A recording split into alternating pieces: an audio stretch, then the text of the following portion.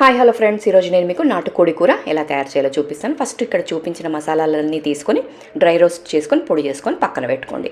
ఇక్కడ స్టవ్ మీద మనము కడాయి పెట్టుకొని అందులో కొద్దిగా ఆయిల్ ఎక్కువ వేసుకొని ఇలా ఆనియన్స్ సన్నగా కట్ చేసుకుని ఆనియన్స్ అలాగే 3-4 పచ్చిమిర్చికాయలు వేసి ఇలా ఎర్రగా ఫ్రై అయ్యేంత వరకు ఫ్రై చేసుకొని అందులోనే పసుపు అల్లం వెల్లిపాయ పేస్ట్ వేసి మంచిగా ఫ్రై అయిన తర్వాత ఇలా చికెన్వి కూడా వేసుకొని బాగా ఉడికిన తర్వాత ఇందులో ఉప్పు కారము అన్నీ వేసుకొని మంచిగా మగ్గించుకున్న తర్వాత ఇందులో కొద్దిగా పెరుగు వేసుకోండి. పెరుగు కూడా మంచిగా మగ్గిన తర్వాత కొద్దిగా చింతపండు రసము అలాగే మీకు గ్రేవీ ఎంతైతే అవసరమో తగినన్ని నీళ్లు కూడా పోసుకొని మంచిగా ఉడికిన తర్వాత మనము ఇందాక పొడి చేసి పెట్టుకున్నాం కదా, ఆ పొడి కూడా 1.5 స్పూన్ వేసుకొని కొద్దిగా కొత్తిమీర వేసుకొని 1 నిమిషం పాటు ఉడికించుకుంటే మన నాటుకోడి కూర మసాలా అనేది రెడీ అయిపోతుంది. చాలా టేస్టీగా ఉంటుంది.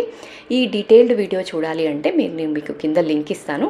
డీటెయిల్డ్గా చూడండి, క్లియర్గా అర్థమవుతుంది మీకు ఎంతెంత మసాలా వేయాలి, ఎలా వేయాలి అనేది. సో డెఫినెట్గా క్లియర్ వీడియో చూడండి. మరిన్ని వీడియోస్ కోసం